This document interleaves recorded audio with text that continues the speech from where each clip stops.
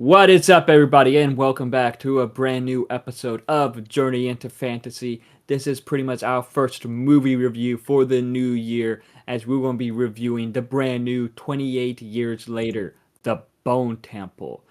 But The as Bone always, Temple. we are your hosts. I'm Brandon. I am joined by Marin, and we're going to What's be, up? of course, talking about The Bone Temple. But before, a brief rundown on some movie TV news. Are you ready? I'm ready, man. Are you ready? No, I'm not. Oh, uh-oh. I'm scared and I want to go home.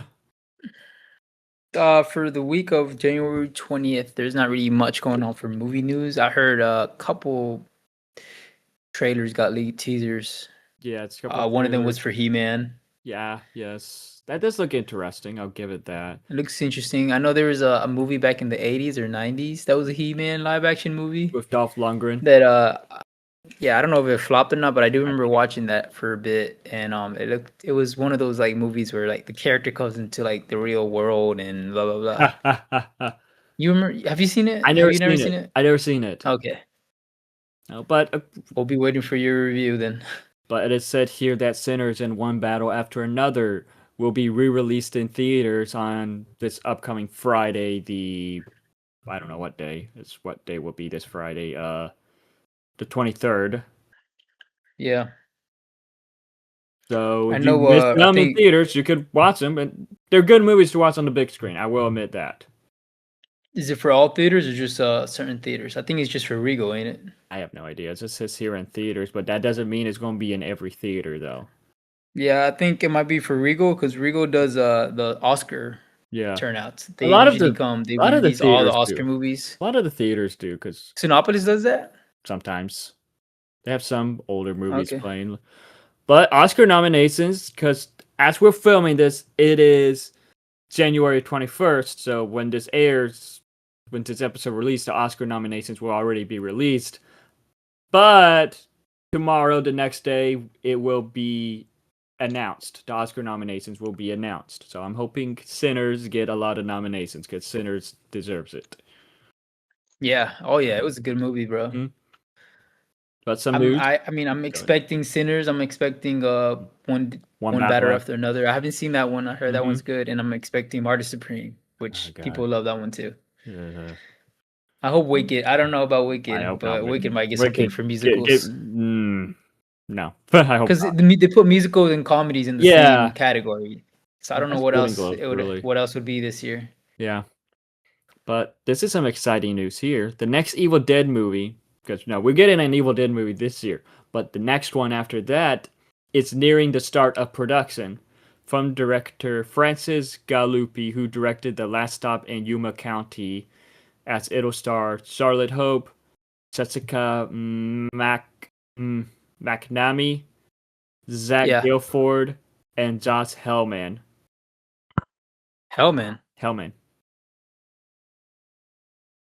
Like, okay, I'm like, give us more Evil Dead, even though I want to see more Bruce Campbell as Ash Williams come back. It's like, I'm interested in seeing what else they do with the Evil Dead franchise. I'm like, because it looks like now they're kind of doing a bit more standalones.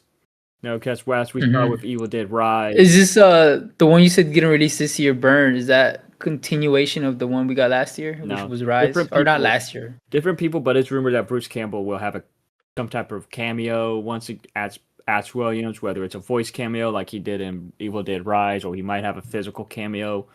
Who knows? Was this Also produced by Sam Raimi? Or no? yes, I believe so. Both. He's involved with both. Which he Okay. does have a new movie coming out next week on January 30th. Oh Send yeah. Help, which I'm excited for that. I'm gonna watch Yeah, I that. heard about that one. I was debating on watching Has Mercy Friday using a free ticket, but it's like, you know what? I'm just gonna save the free ticket for Send Help and just go watch Mercy on a discount Tuesday. With what smart. I'm hearing about that film. Mercy? Yeah. It has a I 25%. saw it It has a 25% on Rotten Tomatoes. I saw it this Monday for Monday Mystery Movie. They have this thing on Regal, and it was okay. It's not as bad as people were trying to make it sound, but Yeah, the third act for sure fell off real bad. And nice. if it came out on streaming, I would have rather had watched it on streaming, to be honest. Okay. Yeah. Also, it announced that Speaking, wait, real quick, with Sam Raimi, did you see the clip that went kind of viral yes, I have that a. he made a We found a roll of Spider-Man $5 joke? bills and a rubber band. All we found was just a rubber band. Is someone missing a roll of $5 bills and a rubber band? Because all we found Yeah, was the yeah. rubber band. And in Spider-Man 2, it was Doc Ock that says, "So someone missing a roll of 20s and a rubber band because all we found was the rubber band." Yeah, so basically he just makes the same joke Yeah. that he wrote for Spider-Man 2. And it was so cool. I think he was doing like a walk up. It was like Yeah, a it's star. They're That's like Rachel star for McAdams, some. who Oh, she's really? the Rachel main star McAdams. in Sandhell, but also she was Christine Palmer in Doctor Strange, Multiverse of Madness, the nurse lady, who was his love Okay. interest. You remember Multiverse of Madness, the lady who Doctor Strange tells, "I love you" in every universe? Yeah. Her. Rachel, Rachel McAdams and Sam Raimi teamed up once again for Send Help. Okay. So he was there pretty much speaking for her in a way. So. But some more movie news says here Sydney Sweeney will star and produce in a movie adaptation of Edith Wharton's novel Custom of the Country. The story follows an ambitious Midwestern woman who seeks to climb the social ladder in New York City at the turn of the 20th century. And what was interesting is that this was originally supposed to be a Apple TV original series with Florence Pugh starring in it and a whole nother direction team. So yeah, this is a downgrade. No hate. Downgrade. You're not a big Sydney Sweeney fan anymore. She's not a bad actress, but everyone else She's not a. she's not Yeah. okay. So this is how I see it as because I recently watched her in this movie called Eden with Jude Law. Isn't that the one she's? Isn't that the one you just said she's making? No, Eden. What's the one? What's the one you said she's producing right now? Custom of the Country. Oh. But in Eden, Okay, my it bad. stars Daniel Bruhl, who is Zemo in the Marvel projects. Does he have an accent? He's German, so yeah. Oh, okay. Jude Law, Vanessa Kirby, Ana de Armas. Like in that movie, everyone is acting miles ahead of her. If you get what I mean. Yeah. Because it's like no, I'm seeing her in several movies. It's like she's not bad, but it's like it feels like everyone else is just acting miles around her. It's like let's just say if it's a race, they're overlapping her in a race. She kind of just plays kind of the. I mean, we talked about this before, but she kind of plays a little bit of the same character every single time, which is just like Yeah. like a moody teenager or a moody girl that does seems like she's not really interested in what she's doing. Which Yeah. I mean, that's fine, but it kind of is like the same character every single time. Yeah. Like she's trying. I want to see her. I want to see her. Do some like different care. I mean, I haven't seen this movie, the Christie movie. Yeah, She might have been yeah. different. Might have been there. good in that. I feel bad for not watching it because it looks like she trained a lot for that one. I know she's not a bad actress, but yet I don't know if she's in a. It feels like whenever she's in a project with everyone else just outshines her. Like that's what I heard about her recent film, The Handmaiden, on how. Yeah, I saw that one, Yeah, and you were telling me the other chick. What was her name? Amanda Seyfried. She's really good. I heard that she's really good. Outshines. I'm hearing a lot of praise for her and for Brendan Sklenar.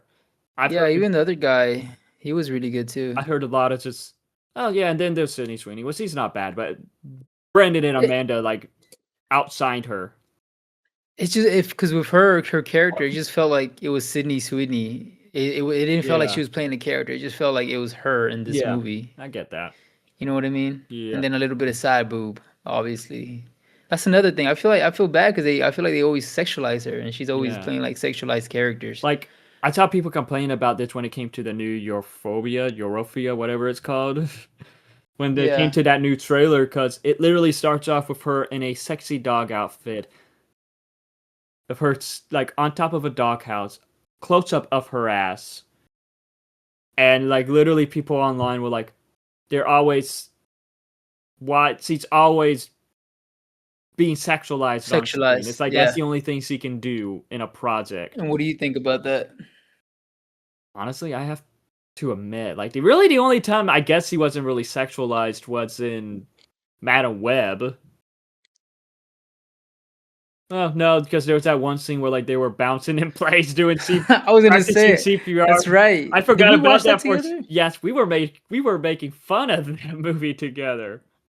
That I remember that scene particular came on. We both like stopped and We looked at each other and like, cringed. what the fuck was going on? I'm like, oh my god, I feel so bad for them. This is so cringe.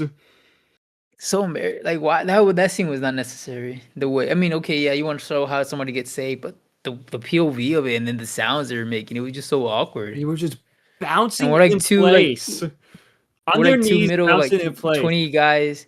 We're two guys in our 20s and we're over here like alone in the theater basically just watching these two high school girls just going I'm like, oh, this is awkward. You know what was so stupid about that one about watching Madam Web? They were only showing it What? in IMAX when we went to go watch it. They only had IMAX Okay. screenings. They didn't have regular screenings. Like What was stupid for me is that we only saw the costume in not even flashbacks. They were like visions. visions of the future. And this isn't. I don't want to make this a Madam Web review, but yeah. We're moving. Yeah, like not a good movie. Like with that other trailer though, with the Euphoria, did you see that I saw a comment like, why did they have to make the tail brown? At first, it And did once look like they said that, looked like poop, a long string of. did Poop. it look at her? It did. That's all I had to say about that. I don't know. It's like, but yet her being over sexualized in a lot of stuff. Like literally in Eden, there's like a small scene where she is pulling out her tit to breastfeed her baby, and it's like very unnecessary. But it's like, oh, okay. She always has to. Yeah, I have to agree. It always feels like she's always having to like show her tits, and it's like, I mean, if she's okay with it, I wonder if it's like, I mean, she's like pretty famous enough. Like, if she wants to say no, she could say no. So I wonder if she's like, if she has like something in her contract, or she's like saying like, hey, I wanna, it's okay, but because a lot of actresses that are like super big, like Scarlett Johansson, or nowadays she says no to that. Yeah, nowadays they say no, but I wonder first Margot Robbie, she would say no now too. No, she's doing that one Wuthering Heights that is like a old-timey 50 Shades. Did you see what she said? She in an interview, like that guy left her legs shaking. Oh yeah, that she swooned, like when he wrapped his arm around her, caused her to swoon a bit.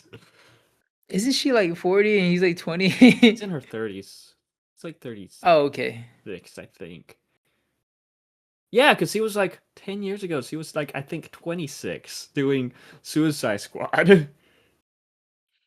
No. Yes. She was way older than that because she was like in her 20s when she did Wolf on Wall Street. She was in her late 20s doing Suicide Squad. Okay. I don't know. I thought it was for that movie. It looks she's 35 now. Throws me off. So yeah, how old is Jake Lively? Jacob Elordi? Yeah, Jacob Elordi. 20?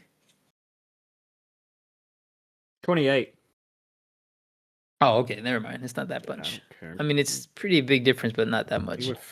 Someone, Margot Robbie. I guess it feels like this one movie Margot together. Robbie. Hell yeah. I guess with Margot Robbie, it just feels like she's older because she's been around for so long. Yeah. She's done like so many movies.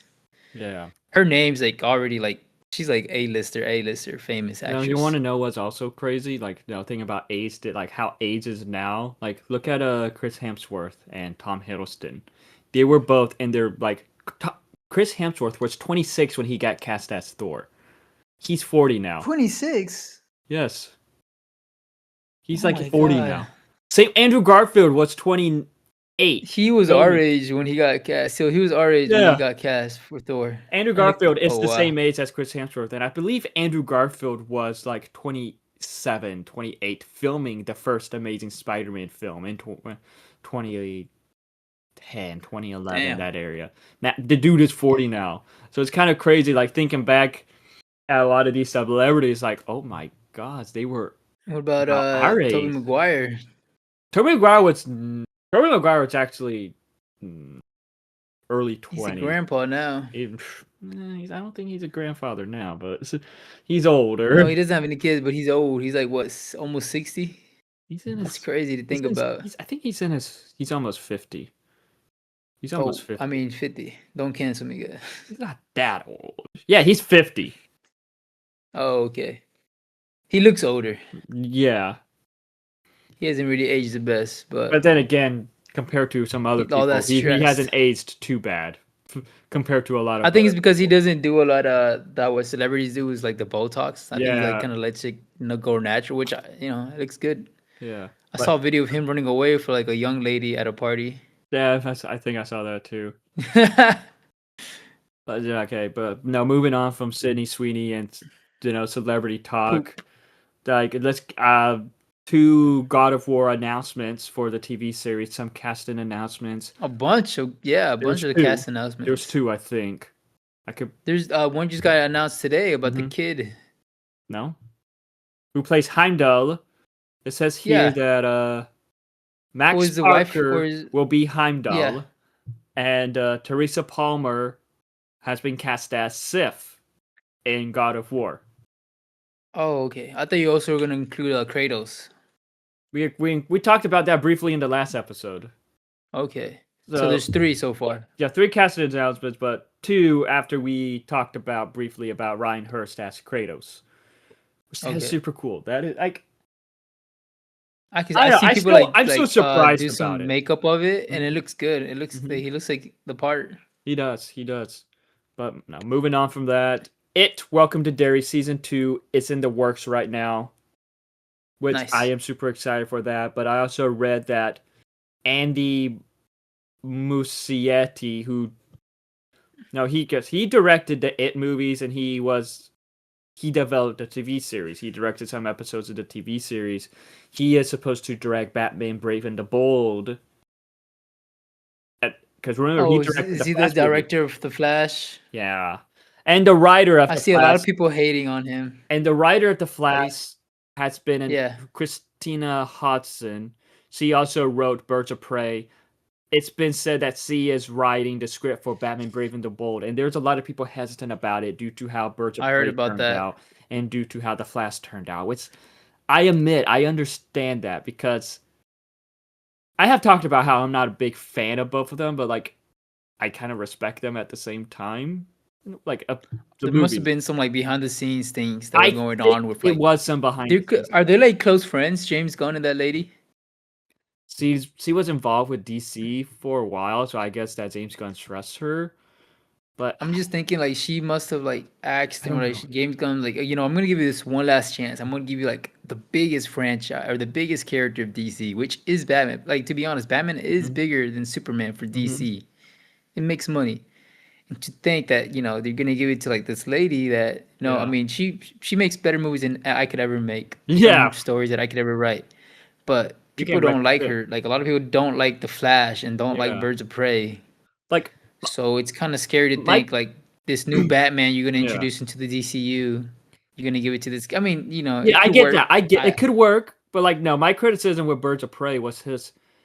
Harley Quinn was the very only interesting character about it. And then you just have everyone else just felt underutilized, underdeveloped, and all that. I felt like that very little care went to all the other characters besides Harley. Like, I don't know if that was a script issue. I don't know if like a lot of stuff got cut out from the film to be like that. If it was like an editing issue. Because I believe the director did say that this was a different film than she originally wanted it to be, so made wonder that Warner Brothers was like, "Yep, nope, we're doing this, we're doing that." So same thing with the Flash. That's true. That's another thing. Flash was another thing. She could be writing these stories, and back then, when the DC studio was owned by somebody else or controlled by somebody else, they were involved a lot with the filming and the editing. So it could be that she made like a whole different movie. But like with the Flash, and then it just got butchered in the editing. But with the Flash, remember a lot of stuff got kept on getting changed because originally the actor, it was set that Michael Keaton was going to be brought into the main DC universe, pretty much replacing Ben Affleck, and then with Henry Cavill being announced coming back for Black Adam and all that, they were going to incorporate him back in it too. And one of the original post-credit scenes for that was supposed to be Barry and I think Aquaman meeting up with Supergirl, Superman, and Michael Keaton's Batman in a bar. I could be wrong. It was supposed to be something like that. And then, due to all the reshoots, due to James Gunn coming in and, wanting to reboot the whole DC universe, we got what we got with George Clooney in the end. And that's true. Like, we can't really blame the writer or the director too much, because you're right, the studio did get involved a lot. Mm-hmm. And there was that era, that time was like such a mess for DC. There was really James Gunn coming in, like you said, mm-hmm. and then like The Rock had mm-hmm. this whole campaign about this is gonna be the new DC or whatever, and then it got just butchered. And then not to mention the actor for the movie The Flash was just going through his own mess. Yeah. But also, we don't have to get into that, but he was going through a whole bunch of weird shit. But also, even Aquaman was going through, there was a lot of stuff happening with the Aquaman movie, The Lost Kingdom, as... Oh, that's right. Originally... The actress with her. Amber Heard, yes, but also originally Michael Keaton was supposed to cameo as Bruce Wayne in it.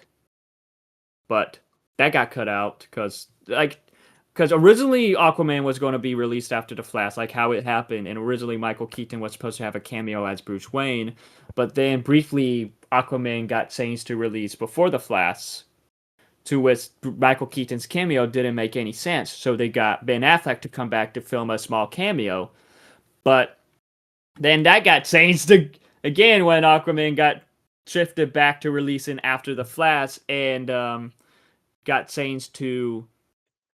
Now and then James Gunn came in and did the whole DCU. Yeah, it was a mess. It was a freaking mess. And then wasn't there supposed to be like a Batgirl movie?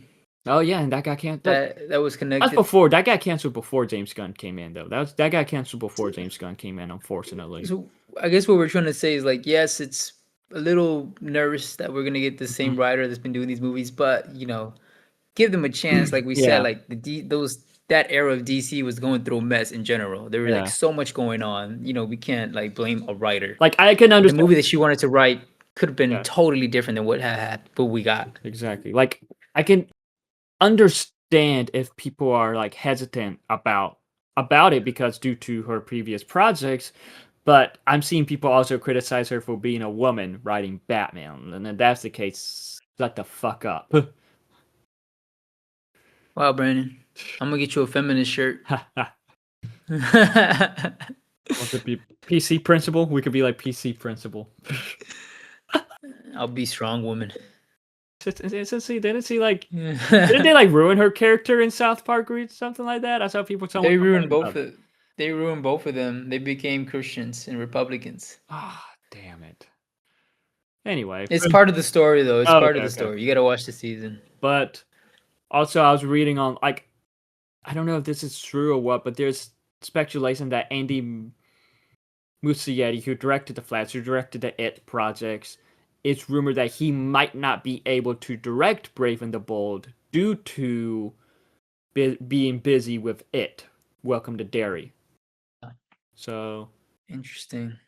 I don't know, part of me was ooh, with how Flash turned out, probably best he doesn't direct it. But at the same time, you have a director in mind. Seeing what he does with it, it's this is really good. It's but yeah, seeing him blaming the criticism, it's oh, girls don't like superhero movies. That's why The Flash flopped. It was wait, what? That's not why it flopped. It was a bad movie. It had unfinished CGI. Girls don't like superhero movies. He said that. Yeah. Was he being serious about that? He was. Yeah, he was blaming. Because girls don't want to watch superhero movies, stuff like that. But yet, superhero projects are for everyone. And there's so much evidence of superhero projects that hadn't flopped, like Endgame, Avengers, Civil War. Besides, now Flash had all this. Spider-Man movies don't flop. No, Flash had a lot of controversy around it with Ezra Miller, with everything changing. Oh, the DC, with the DC universe rebooting. So it's, like Shazam, Flash, Blue Beetle, unfortunately, and Aquaman. All those flopped because it just pretty much had the viewers be like, why the fuck should we watch this if the DC universe is going to be rebooted anyway? None of this matters. And it sucks because I'm not going to lie, I really wanted Blue Beetle to be successful because I loved Blue Beetle. That was such an amazing movie. Well, he's in this. He's in the universe though. I'm glad he's. Yes. Isn't he getting an animated series? They're making an animated series with the cast coming back, with the movie cast coming back. So I want to see George Lopez. But I do wonder if it will be the same animated style as Creature Commandos, or if they're going to go for a different animated style. But hopefully it'll be good because I loved that movie, and I would love to see more with Jaime Reyes in the upcoming DCU, whether it's teaming up with Superman, teaming up with the Teen Titans. So many possibilities. You should do a cosplay of Jaime Reyes. You look like him. I'm too white. You said. You have all you have to do is wear the Blue Beetle mask, and just because you have your hair like his. I do want to meet him. I do really want to meet him. All you really need is go outside and get a tan. I bet you could get a little bit more tan. I sunburn. I burn easily. Oh, you get red? Yeah, you don't get brown? No. Okay. But no, moving on from that, moving on from the DCU talk, some more news. Danai Gurira has been cast in Invincible Season 4. We know her as Okoye in the Black Panther films, but she is also Michonne in The Walking Dead. She'll be playing this one character called Universa. And it's super cool that pretty much Invincible is getting getting Walking Dead actors to voice characters in this. Then again, it's the same universe, isn't it? No, different universe. No, different universe. Same company, same creator. Same creator, Robert Kirkman. Because we have Glenn from Walking Dead, Stephen Yeun being the main voice, playing Invincible. And we have Lauren Cohan playing one of the heroes that got. Yeah, we have Lauren Cohan, who is Maggie, Michael Cudlitz, who is Abraham. After Glenn died in Walking Dead, that's when I stopped watching this show. I was fine with it. I know that's what a lot of people say. That's what happened in the comics. So, and then again, I'm going to be honest. Them killing off Glenn was the best thing to happen to Stephen Yeun's career because he went off to do a lot of these amazing films, and he got nominated for Best Actor for Minari. He's in a new movie, isn't he? What new movie? With Matt Damon and Ben Affleck. I think so. I haven't watched that yet. I will. I will soon. Okay. I've been lazy to watch stuff, but they released some images for Invincible Season 4, and I'm excited for that. But also Season 4. Oh wow. Moving on. It says here that Ubisoft canceled 6 upcoming games and are delaying 7 other games, and that one of those is the Prince of Persia: Sands of Time remake. Oh, I saw that on Twitter. And a lot of people seem to be upset about that. And rightfully so. Like, the gaming business can be brutal because of how long it takes to produce a game, but yet at the same time, it gets canceled. Was Assassin's Creed part of that? I didn't see nothing about Assassin's Creed. I just see mostly headlines talking about Persia. Okay, there's 3 remakes of an Assassin's Creed games that are coming out. And I think one of them is Black Flag, and that one a lot of people are getting hyped for. Yes, Black Flag, but I don't know. It's believed for some time the unannounced title in question is the long reported but not yet confirmed remake of Assassin's Creed Black Flag. So probably, unfortunately. Oh, people are pissed off about that. Oh, that sucks. But did you hear anything about Spider-Man and Sony, or no? There's no news about that. There's rumors. Like, let's make this the last thing we talk about. All right. But it is. Hello, Spider-Man. But okay, we're going to end on some Spider-Man rumors. It was rumored that Kevin Feige left because remember Kevin Feige and he left. No, Amy. Can't remember her name. Winehouse. Oh. Amy Pascal. Amy Pascal, who like him and her. She co-produces on behalf of Sony and Kevin on behalf of Marvel, Disney. And it was rumored that he left her to mostly be in charge of Spider-Man Brand New Day so he could focus on the Avengers. Doomsday and Secret Wars.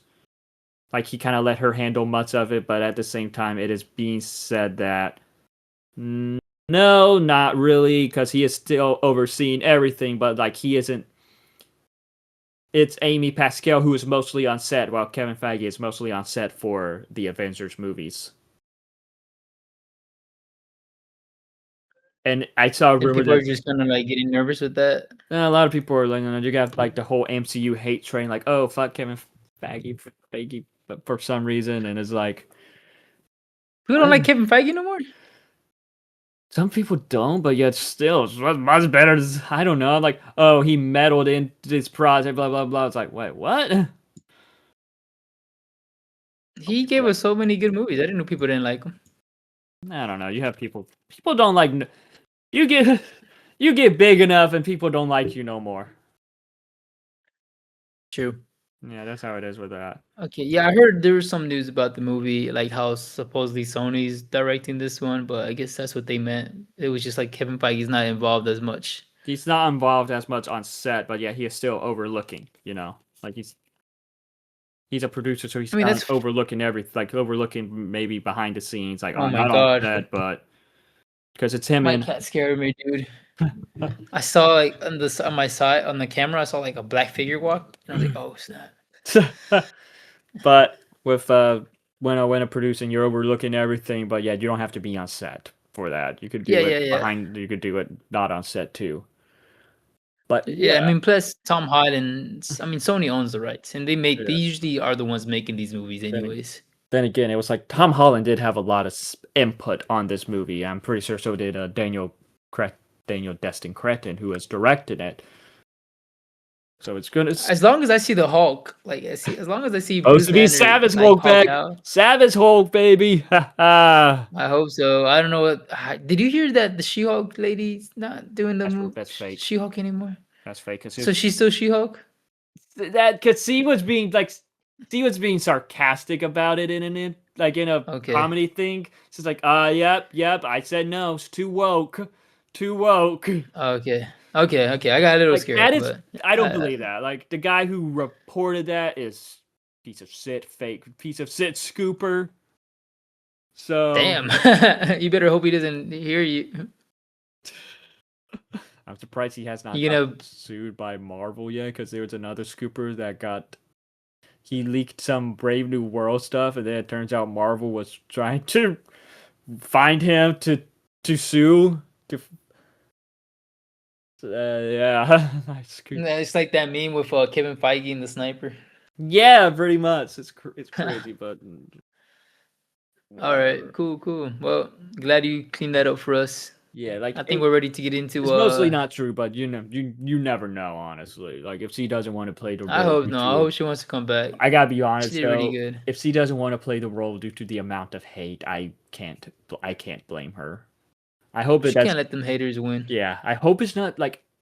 I hope she comes back, because I love her as She-Hulk. She feels like the character ripped right out of the comics. He is brilliant in the role, but you never know. But anyway, I think that's enough movie talk. We rambled on about a lot of nonsense too. But let's get into 28 years later, the Bone Temple. Boom! This is the fourth film in the 28 franchise, but yet the second film might be the best film. But it is the second film that they're filming for like this 28-year trilogy that they're doing within the franchise, if it actually does become a trilogy. And this was a really good one. I didn't watch. Sorry guys, I didn't watch the 28 years later. I did watch 28 Days Later and 28 Bone Temple. Mm-hmm. Bone Temple is so good by far. Like, this one was a surprise. Like, I'm gonna get into some slight spoilers for 28 years, because like how it was for 28 years later, it felt like Last of Us mixed with Zombieland And like I heard it sometimes was more of a coming of age yeah, story it for was, the but yeah, kid. just the style of it, some stuff that happens felt a bit out of place, felt a bit goofy, felt like in a way like felt like Zombieland of how the zombies are, if you get what I mean. Okay. Like that's how it felt with Yeah, 28 yeah. years with the first with the first 28 years later. So for me that was like, wait, what? And it was shot on iPhone. I don't think it was entirely shot on iPhone, but yeah, they shot a lot of it on iPhone. And there were like some angles that was like, oof, yeah, no, that definitely looks like an iPhone there. You talking about 28 years later? 28 years later. Huh. So for me, I was a bit mixed with 28 years later. But with this Were you a film, fan of the franchise before it came out? I didn't get into the franchise until right before it came out because I watched 28 Days Later, I watched 28 Weeks Later, then 28 Years, then I watched the 28 Years Later, and then now Bone Temple, and it's not one of my favorite franchises, but I think it's a pretty good franchise.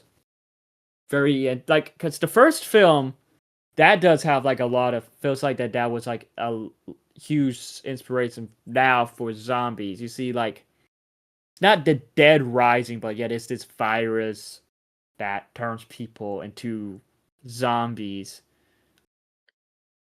into the infected, and I was looking at the iPhone thing you're talking about, and I saw a picture of like a bunch of iPhones yeah, just circled around this one actor. yeah, that's how they did it. Interesting. Yep. Okay. Yeah, I haven't seen this one, that one, the 28 years.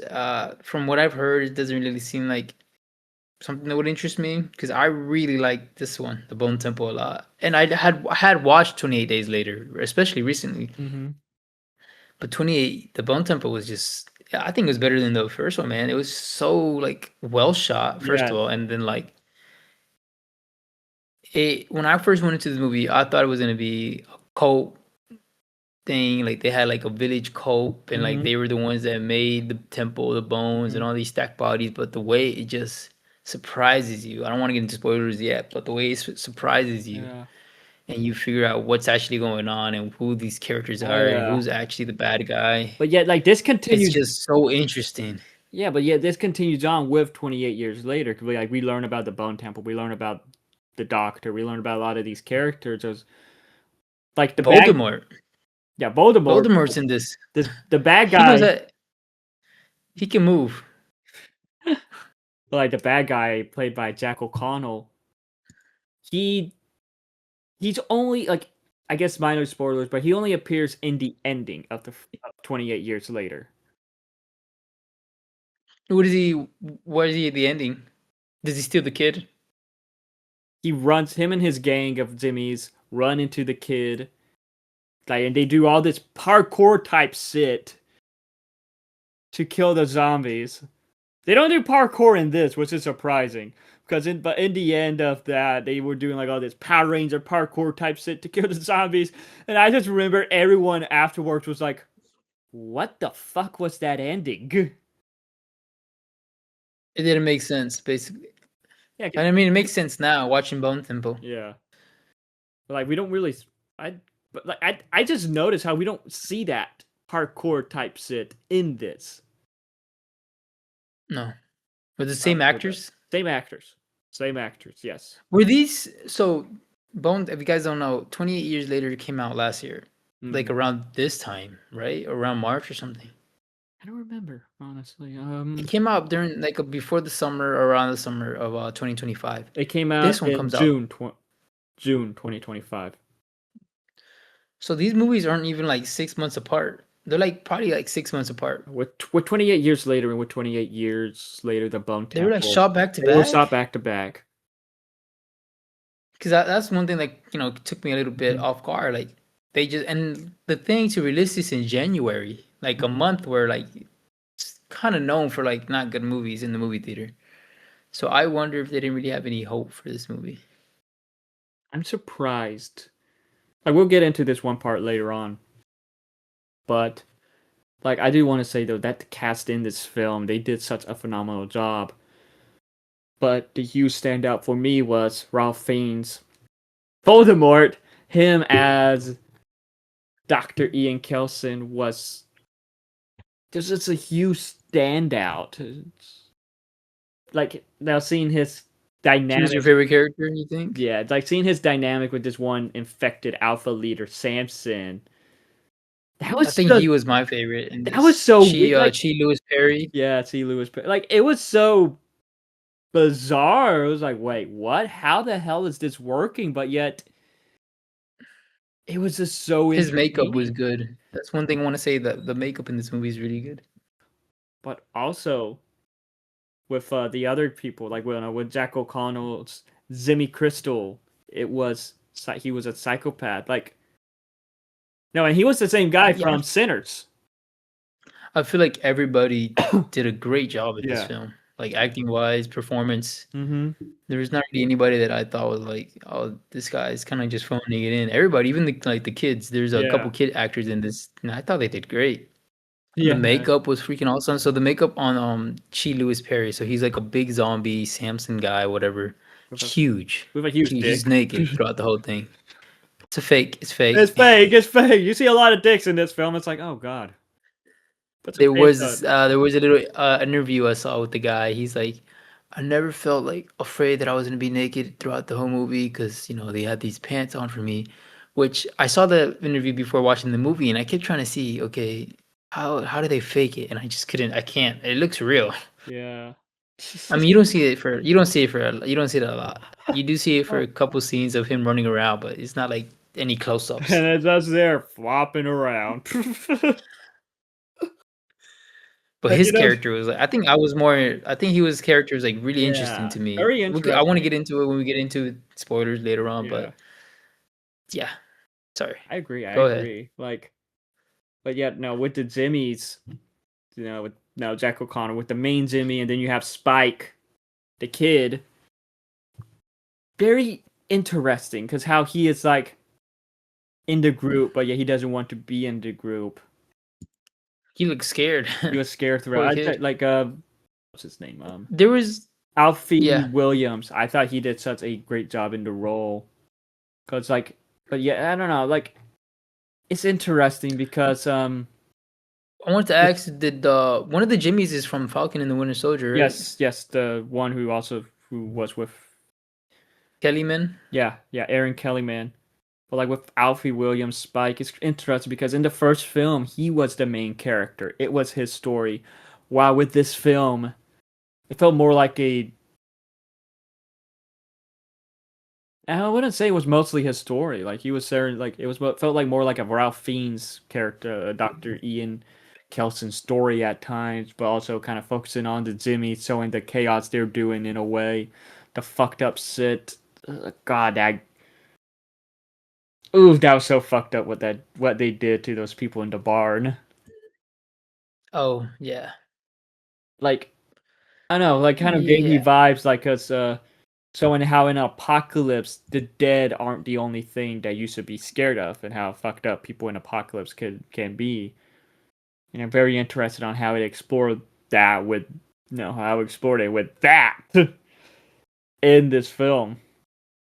But also, I do want to. It's also very manipulative. Mm-hmm. Like those people are very manipulative. I mean, it shows like how because these are kids basically, and they just want to follow something. Mm-hmm. And this guy is just like manipulating these guys, bro. These poor little kids.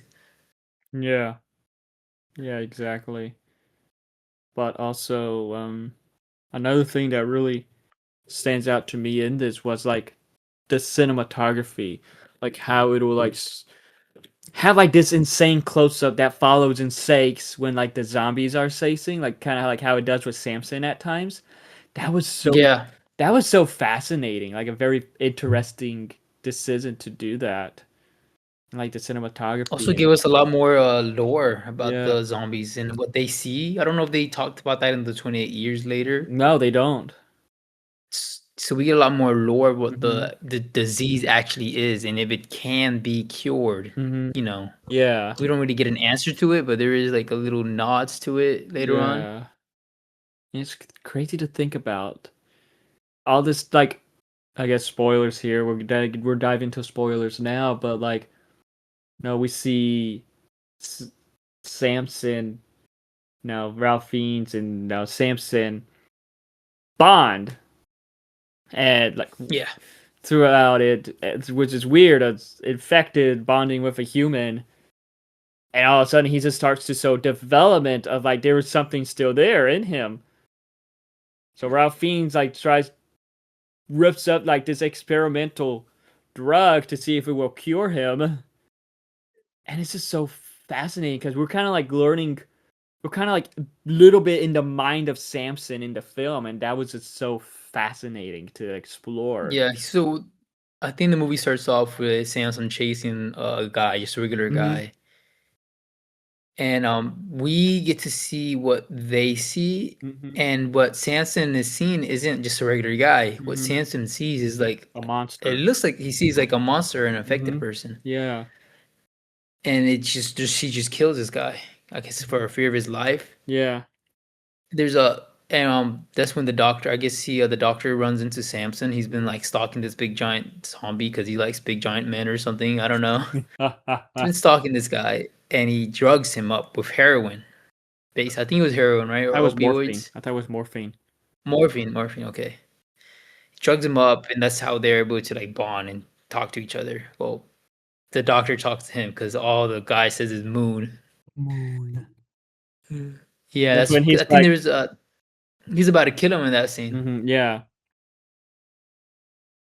That scene. There's also a scene after that. So after he says moon, that's when the doctor's like, "Oh, there's something in there." He gives him like a little bit more drugs to see there's a way to cure the psychopaths. Because I think that he finds out that the infection is making people psychotic. And like it's not really like a virus. It's more like like a mind virus. Yeah. But there's a scene with him in the bus, and it's that I thought that was my favorite scene. He was having a flashback. Yeah, that was like like I guess the regular zombies kind of notice how he's not crazy anymore, and that scene was epic. Him fighting those zombies. Yeah, that scene was epic, dude, because it shows him like as a kid. Because I guess he was like a kid when the shit started happening, and I kind of was like a little disappointed because I thought we were gonna get more in depth with that side of the story. Yeah, but it showed him as a kid, and when he the bus lady came to ask him like, "Do you have a ticket?" He like talks to normal, like he just talks like a fucking human. He's like, "No, oh no, I don't have a ticket." And he looks up, and that's when he sees all the infected. Since he's not infected, I guess since he was like kind of normal there for a second, the infected saw him as like not infected. Yeah, that's why they started attacking him, right? I think so. That's what my theory was. We don't really get to explain, but like. And the bus, he gets attacked by other zombies, which is weird because the zombies don't attack other zombies. Yeah, it's very fascinating how it did all that. But yeah, there's still a lot of answers for that. But also, that's why I hope we get a third one, man. I want to see Samson's story. Like I think that scene was my favorite scene in the whole movie. Another amazing scene. Like I don't know, one scene that stands out to me was when Jimmy meets Dr. Ian Kelson, asking if he's the devil and all that, and they have that heart-to-heart talk, sitting next to each other, talking. Yeah, I don't know, like Ralph Fiennes as Dr. Ian Kelson, he just comes off as a very likable guy. It's like nice guy energy, likable energy. He made me kind of like the cult guy, Jimmy guy, a little bit. And that one scene, kind of feel bad. That one scene, you do kind of feel bad for him, like because. Like minor spoiler here, this guy's like you, but then 28 years later, the one before this, we do see Jimmy's backstory, pretty much. Okay. So, like it starts off with like at the start of the apocalypse, showing what happened to Jimmy, and then it cuts forward to focusing on Alfie and all that. 28 years later in the film. Yeah, it makes me feel a little bad for him. Yeah. But he also psychotic and thinks his dad is the devil. Yeah, like him hearing the voices in his head. It's like, is he a schizophrenic, right? That's what it's called? Yeah, schizo. Yeah, so I don't know. Like his character though was very interesting. How he was able to like manipulate all these other characters and all that. But like the final like the final act, when another like great the scene. heavy metal scene. Yeah, I was gonna say another great scene is that scene where he's like pretending he does like an act. Mm-hmm. So the guy has to like tell the cult leader guys saying like, "Hey, you know, I'm gonna kill you if you don't play along. You pretend to be the devil for my followers." He's like, yeah, sure, and that's when the doctor's like, "Shit, okay, I gotta be the devil guy." And then he like gets everything ready, which I thought he was just gonna like. He played yes. Iron Maiden. He played it up, dude. And like, just all that was so epic. Like he is doing all like these a whole moves, musical number, going crazy. And then like it's funny because like this is one of the little details I noticed about it is like how afterwards he is like when like no the whole musical number is done and he's just there talking to them. You could tell he's like out of breath from doing all that before. Like that was a very good little detail I noticed after that scene. Like how he's like, okay, yeah, okay. Just you could just tell he's that like, worked. They're like, man, bro, tired himself out. So do you think that was him in the fire suit, or that stunt? Or you think that's a stunt double? Probably a stunt double. Probably a stunt double, most likely. Now watch, and there's gonna be an interview. He's like, "Nope, that was me, guys. I did it." So crazy. But yeah, no, that scene was great. Like I added that song to my playlist right when I got home. That was so that was pretty epic scene. And I guess we could get it right into how it ends. So after that whole scene where the doctor starts dancing like the devil and pretends to be the devil, he tells like, "Hey, listen to this guy, please, just and then don't ever come back because he just doesn't want to die." That's the doctor's goal. He doesn't want to die. Yeah. But he takes the mask. I guess one of the Jimmy takes off the mask. Like he's looking at Alfie because Alfie was wearing a mask, and he's like he recognizes his eyes. He's like, yeah. No, and then he goes to take off the mask, and he sees that it's Alfie. Spike. I thought his name was Spike. I'm talking Alfie's the actor's name. I got Spike, but yeah, Spike. Oh, okay. Alfie's the actor's name, I mean, but like I was accidentally saying the actor's name, but yeah, Spike. He notices that it's Spike, and he's like, "Oh crap! I gotta help this kid." Yeah, I can't let. So if you can you explain like their dynamic in the first movie a little bit to me? I can't do it without getting into spoilers. If that was that'd be fine. No, we're talking. No, get into spoilers. I mean, I'm talking about spoilers for the first 28 years later. Yeah, it's fine. It's fine. Okay, so I'm still gonna watch it. Spoiler here for 28 years later. Alfie is from like this one gated community. Yeah, and like I heard about that. They're like in a village. Yes.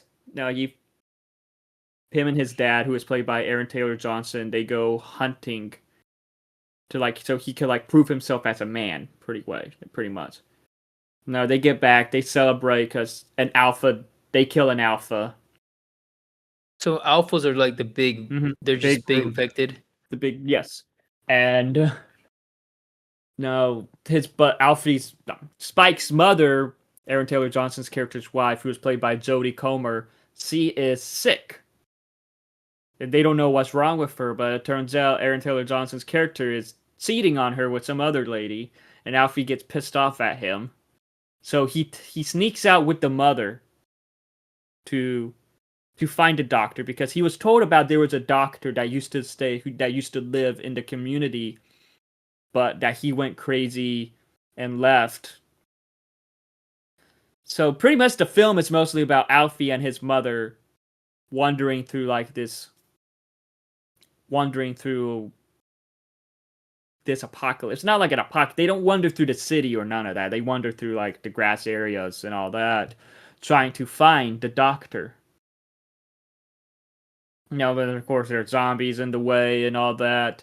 And when they finally is Craven trying to help him out, like trying to find him? No. So he's done in the movie at all? No, after that scene. Pretty much. Oh, they posted him like so much in the posters.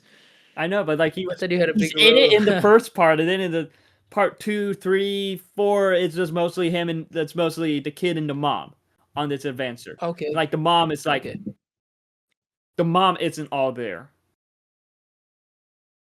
So they find a doctor. Samson is saying to them. And then all of a sudden there's a blow dart right onto Samson, and the doctor appears like, "Oh, hey, what's up?"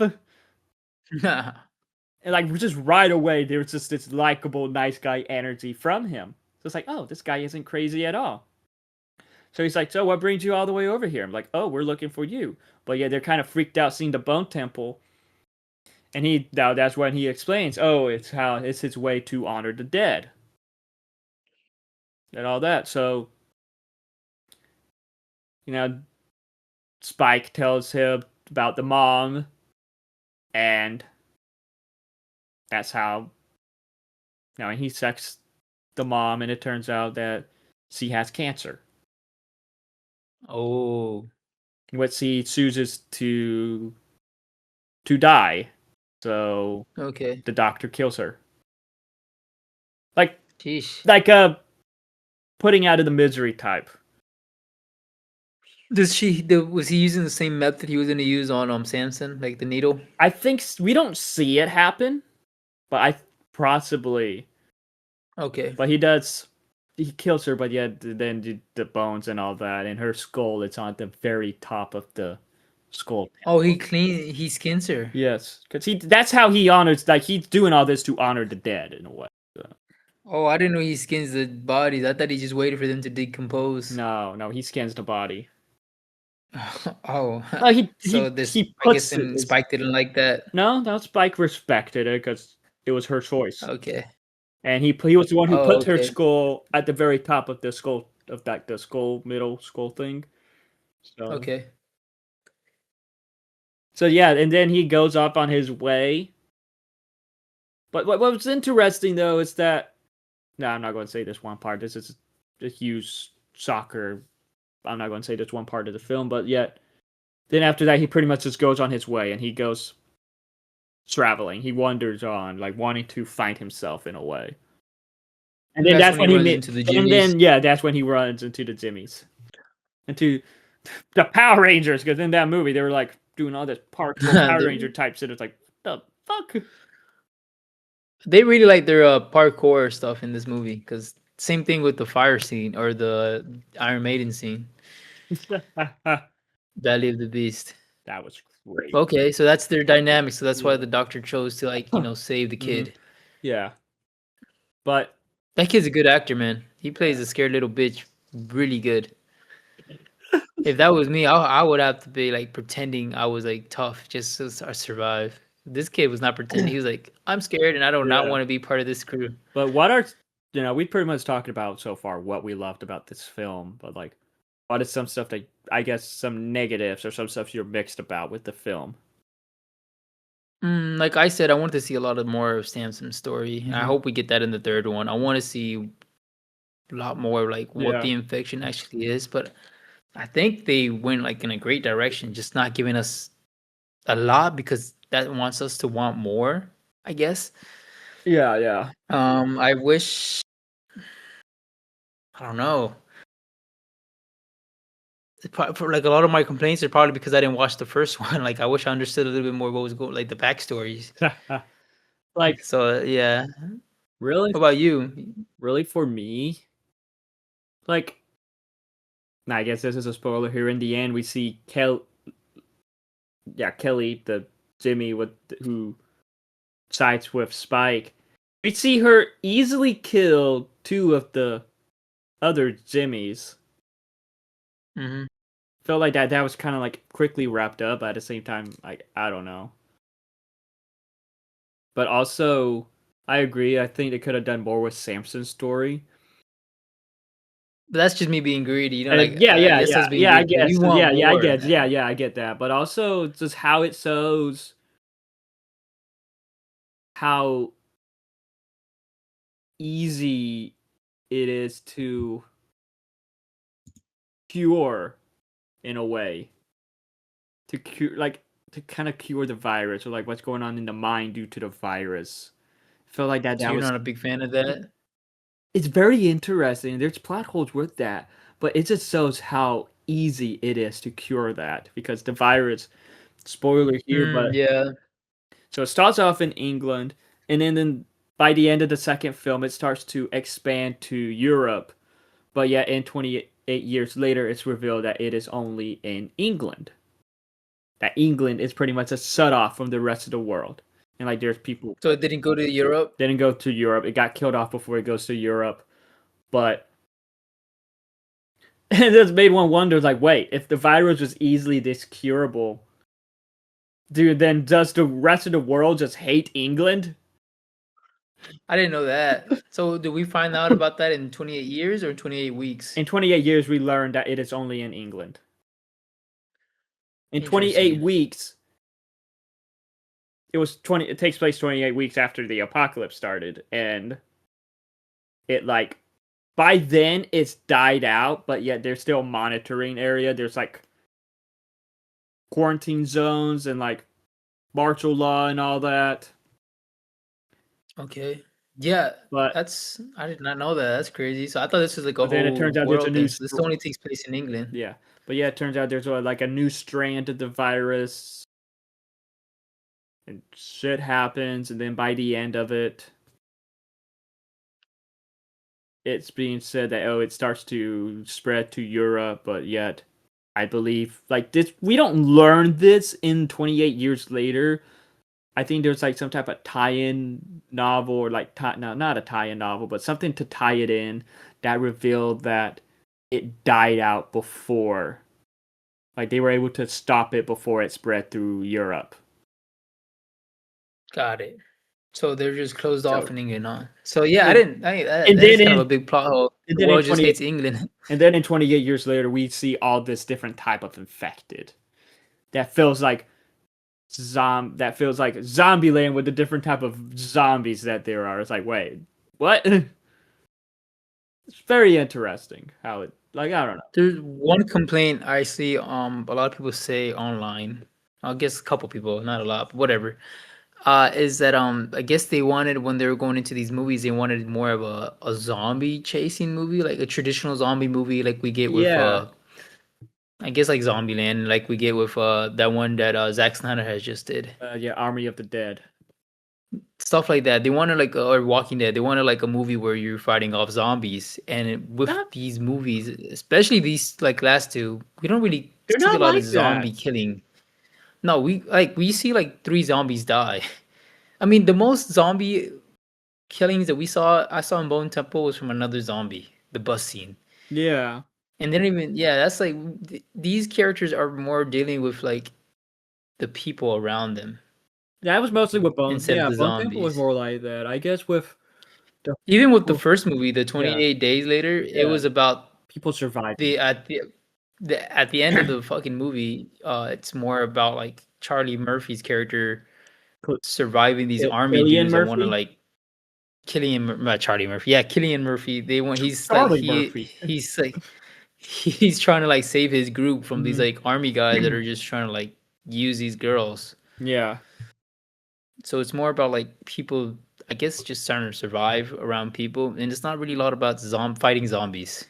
Yeah. Especially in these last 2 movies. Yeah. I wonder if this doctor.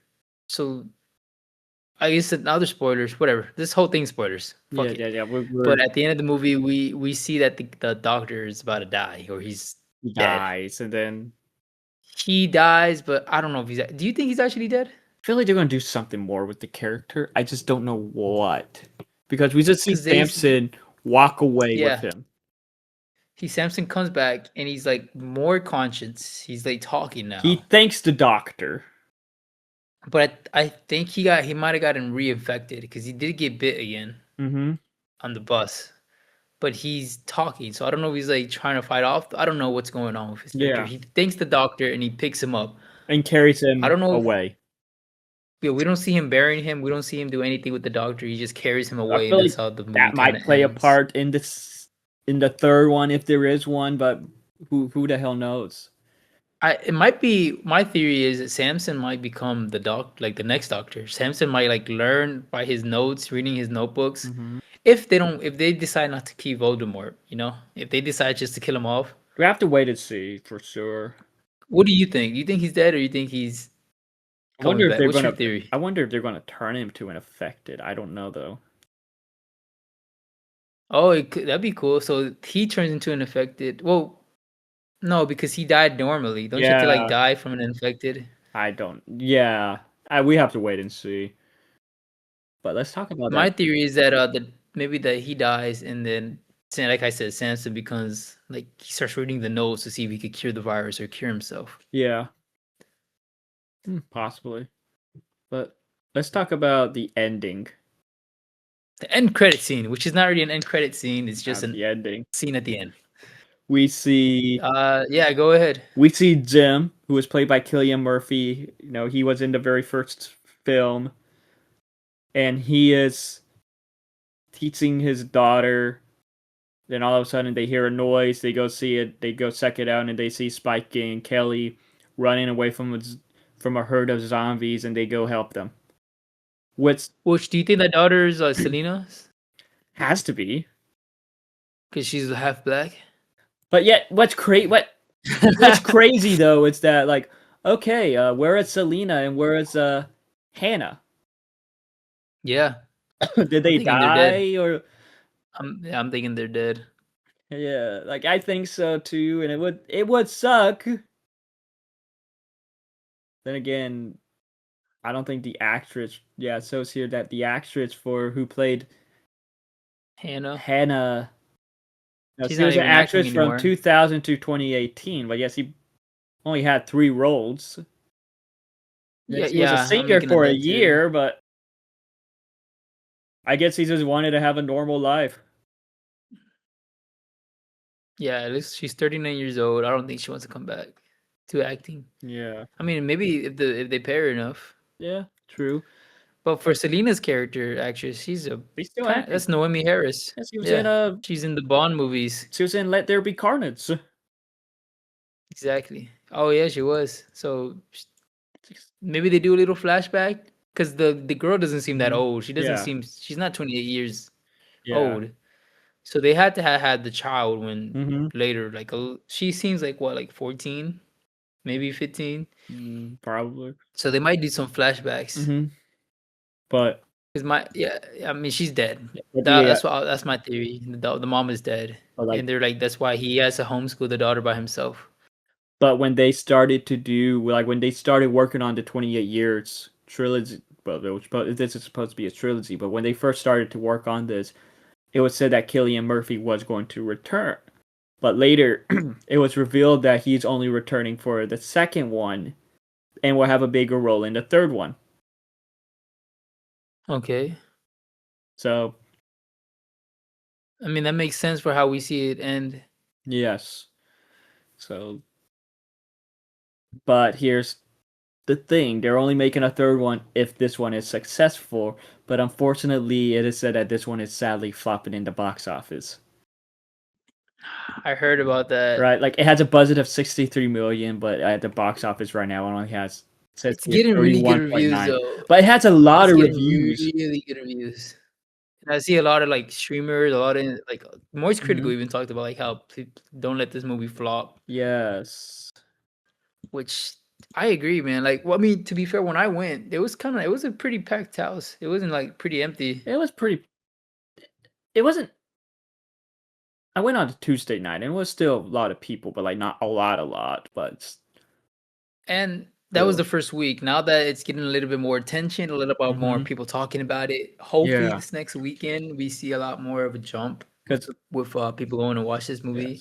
Because I remember. I mean, Brandon, you could go. How about me and you just go watch it 200 million times?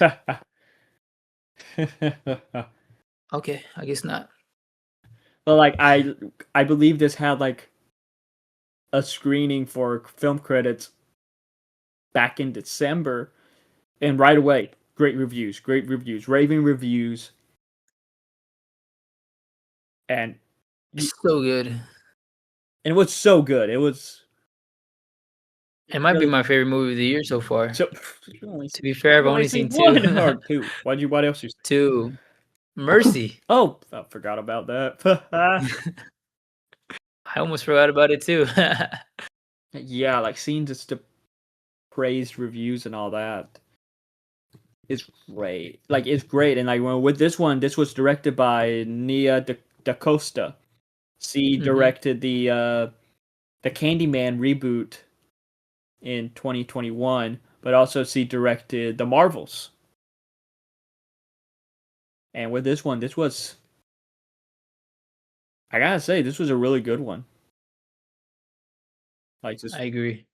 I'm a big fan. I thought she did, like, with what they did, because the guy who wrote it, Alex Garland, and the original director, Danny Boyle, they let Nia DaCosta do whatever she wanted. They gave her full, like, even though they wrote the script, they kind of like gave her full freedom on how to direct it.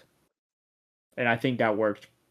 That worked for the best, because with how the first one, what with the 28 years later came out, I was like, what the? And with how this one came out, I was like, okay, yes, this is perfect. You're understanding the story more and more. Yeah, I thought this one was really good. But I'm gonna say though, I don't think this is the best one. I still What's your favorite one? I gotta go with 28 Days Later. Like, even though now, what was interesting, back then, those were filmed on like like this was one of the first films filmed on digital. So that's why it kind of looks like really? that. That's why it looks like that, how it is now, how it looks blurry and all that. Because I think back then it used to look good, but due to TVs and all that evolving, now it looks pretty bad. It's like, what the heck? At least that's what I've heard. But I know, I just love the story of that. I thought Cillian Murphy was really good in that, and they're kind of like a little bit of some. Enjoy the little moments with them, with those characters, and I really like that. And you could tell how, like, that was a huge inspiration for Walking Dead, and you can easily tell the guy waking up 28 days, it's like a month later from a coma, and it's a zombie apocalypse. Sounds familiar. I mean, it was like the first to do it, though. Yeah, it was the first to do it, but you could tell like it was a huge inspiration for Walking Dead, and like how it like I love seeing. That's what I was when I was watching that this week. I was thinking that like this kind of reminds me of Walking Dead. Yeah, but how it showed off like the apocalyptic London, like London fully empty. I really like that. I do like the behind the scenes when they talked about that. What they supposedly had to do is just like wake up super early and get there before everybody wakes up for work. And they had females controlling the traffic, thinking they will be young men who will obey them more, and they did. Mm. Yeah, they got young females to be like traffic control, like.